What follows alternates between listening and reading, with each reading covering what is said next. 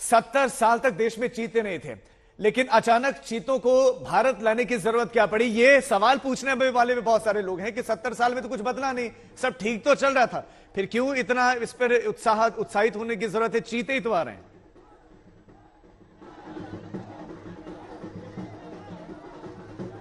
देखिए, अव्वल तो ये कि 12 साल पहले ये आइडिया आया था, ये योजना थी कि क्या चीतों को वापस लाया जा सकता है। इसके पीछे सबसे बड़ी वजह ये कि भारत में सबसे बड़ी संख्या में यहाँ पर पाए जाते थे और वो हमारी प्राकृतिक समृद्धि का एक बहुत बड़ा निशान थे।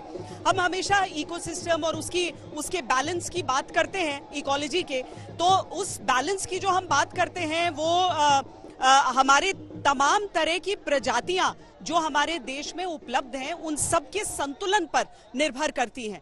अब उनमें से कुछ प्रजातियां अगर हाल ही में विलुप्त हुई हैं, यानी कि 74 साल पहले, ये पृथ्वी के हिसाब से बहुत बड़ा समय काल नहीं है, तो क्या ये कोशिश की जा सकती थी कि उस चीते को हम वापस हिंदुस्तान लेकर आ सकें, हम अपनी सरजमी में एक बार फिर कोशिश कर सकें कि जो चीता यहाँ पर इतना प्रसिद्ध, हमारी किंवदंतियों की का हिस्सा रहा, हमारी लोक कथाओं का हिस्सा रहा, वो सारी चीजें जो हैं वो यहाँ पर एक बार फिर बसावट हो सकती है उस चीते की? क्या वो चीता वापस आ सकता है? ये सारे सवाल पर्यावरणविदों के मन में भी रहते हैं राजीव, और इसीलिए आज जो सवाल उठ रहे हैं वो सवाल उनमें से कुछ हद तक मैं कहूंगी कि जरूरी भी है, क्योंकि आज तक हमने ये नहीं देखा कि एक महाद्वीप का कोई जीव दूसरे महाद्वीप पर पूरी तरीके से फल फूल जाए, तो ये चुनौती के तौर पर भी हो सकता है। और अगर ये फल फूल गया तो क्या जो यहाँ पर एक हमेशा से चीते की पहचान भारत से जुड़ी रही थी, अफ्रीका से वो आया वो चीता यहाँ पर आकर उस हिसाब से ढल जाएगा? क्योंकि सारे जो जानवर हैं उनकी अलग अलग प्रजातियां, आप देख लीजिए, आप अफ्रीकी जो हाथी होते हैं और हिंदुस्तानी हाथी होते हैं, बहुत ज्यादा फर्क दोनों में देखने को मिल जाता है। लेकिन इसके बावजूद अगर हम उस अफ्रीकी चीते को यहाँ पर लाकर और उसे बसाने का प्रयास कर रहे हैं तो ये एक बहुत उत्साह बढ़ाने वाली चीज भी है।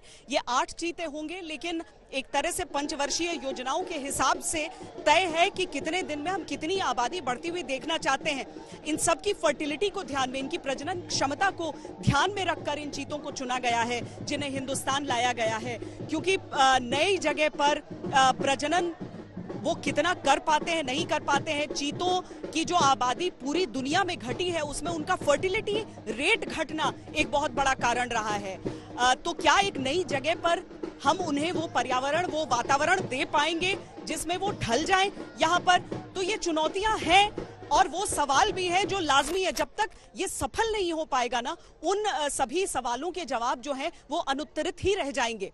लेकिन मुझे लगता है कि मोटे तौर पर यहाँ कूनो में, यहाँ मध्य प्रदेश में और पूरे हिंदुस्तान में लोगों को जिज्ञासा भी है और लोगों के मन में उत्साह भी है कि चीते को वापस लाने का ये प्रयास किया गया है। श्वेता, मैं बहुत महत्वपूर्ण एक बार नामीबिया का जिक्र जरूर कर लेना चाहता हूं, वहां की सरकार के बारे में, कि हमने ईरान से पहले बात की, उन्होंने कहा कि आप शेर दोगे तो हम चीते देंगे, तो डील हुई नहीं। साउथ अफ्रीका के साथ बातचीत चल रही है, लेकिन वो अभी प्रोसेस में ही है, हुआ नहीं। लेकिन नामीबिया ने कोई पैसा नहीं लिया, किसी भी तरह का जो है उनका कोई इसके पीछे लालसा या लालच नहीं था, लेकिन उन्होंने भारत को मदद की। भारत को चीते चाहिए तो उन्होंने भारत को दिए।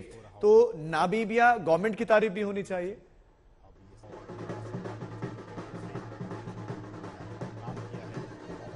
थोड़ा सा जटिल होती हैं चीजें। हालांकि देखिए, ईरान अगर देना भी चाहता तो हम लेते कैसे? उनकी आबादी मुश्किल से 20 चीतों की है वहां पर, और कभी भी अगर आप रिलोकेट करना चाहते हैं कहीं से किसी भी जीव को, तो उसकी आबादी बहुत स्वस्थ होनी चाहिए, उसकी संख्या अच्छी होनी चाहिए। उन 20 में से हम कितने ले आते हैं? क्योंकि एशियाटिक जो चीता हैं वो यहीं पर मिलते हैं आपको, ईरान वाले क्षेत्र में। बाकी सारी जगह से वो विलुप्त हो चुके हैं। अफ्रीका में भी जहां तक सवाल आ रहा है, अब देखिए नामीबिया से जो सारी ये बातचीत हुई है और जो ये तय हुआ है कि हमारे पास ये 8 चीते आएंगे, अब भविष्य के लिए एक रूपरेखा तो रहती ही है। देखिए राजीव, वैसे कहने के लिए तो मध्य प्रदेश ने गुजरात से गिर के शेर मांगे थे, पर वो शेर कभी आए नहीं। वो बहुत सारी चीजों में उलझे रह जाते हैं।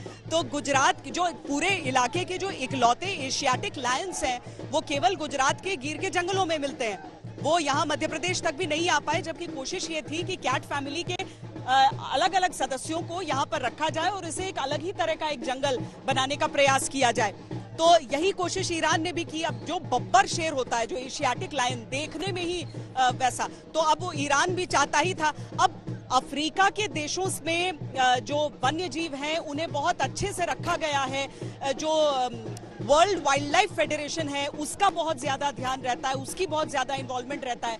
और इस तरह का कोई भी ट्रांसलोकेशन अगर किया जाता है उसमें अंतर्राष्ट्रीय जो संस्थाएं हैं उनका भी किरदार रहता है, उनका भी रोल रहता है। तो नमीबिया की तरफ से ये दिया गया है। भारत इस उपहार को एक जिम्मेदारी की तरह से स्वीकार कर रहा है और मुझे लगता है आने वाले दिन बहुत ज्यादा दिलचस्प होने वाले होंगे राजीव, कि जब ये चीते, अभी तो एक क्षेत्र जहां पर वो दौड़ लगा रहे हैं,